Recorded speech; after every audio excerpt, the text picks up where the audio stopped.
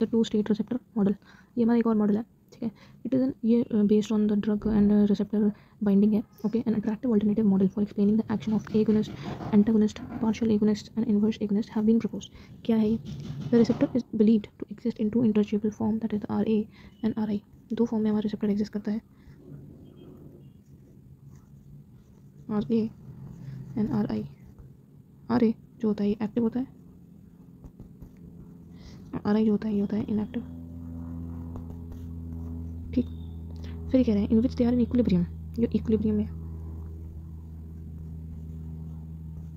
ठीक है। R I state is favoured at equilibrium, R I state equilibrium में favoured किया जाता है and weak signal is generated in the absence of the agonist, the receptor exhibit no constitutive activation, ठीक है। हम कह रहे हैं जो एगोनिस्ट होता है वो किससे बाइंड करेगा? Preferentially to the R A and conformation and shift the equilibrium to R A, predominant and responses generated. इस चीज़ को हमने डायग्राम में दिखा देते हैं। ये हमारा रेस्टिंग इक्विलिब्रियम स्टेट है, that is R A is equal to R A. फिर उसके बाद सेकंड केस में कह रहा है कि जो हमारा एगोनिस्ट है वो बाइंड करता है आर ए से, बनाया आर ए आई कॉम्प्लेक्स और एक रिस्पॉन्स उसने प्रोड्यूस कर दिया, ठीक। नेक्स्ट ये कह रहा है that when the agonist is applied, fewer RA are available to bind it. Response to agonist is decrease.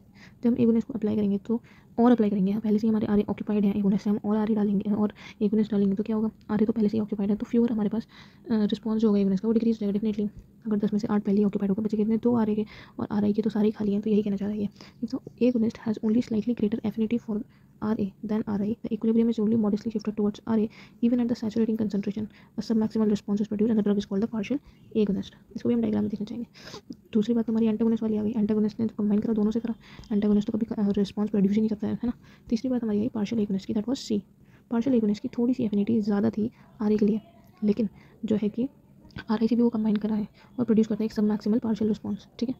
Next हमारे पास आता है that is the inverse agonist, that is the D has a higher affinity for the RI state, therefore it can produce an opposite response provided the resting equilibrium was in favour of the RA state, ठीक है। जो inverse agonist था इसके पास higher affinity थी RI state के लिए, तो ये ऑपोजिट रिस्पॉन्स प्रोड्यूस करेगा। दैट इज इनवर्स एगोनिस्ट था, इसकी जो एफिनिटी थी वो RI के लिए थी, तो इसने ऑपोजिट रिस्पॉन्स प्रोड्यूस कराया एज कम्पेयर टू RA, ठीक है। Receptors are now known to be capable of adopting not just two but multiple active and inactive conformations favored by different ligands। जो हमारे रिसेप्टर्स होते हैं अब वो सिर्फ जस्ट दो ही नहीं हो सकते हैं, वो अडॉप्ट करते हैं ड्रग्स को, बट ये बहुत सारे एक्टिव और इनएक्टिव कन्फर्मेशंस को फॉलो कर सकते हैं। This completes your this theory, that is the spare receptors theory.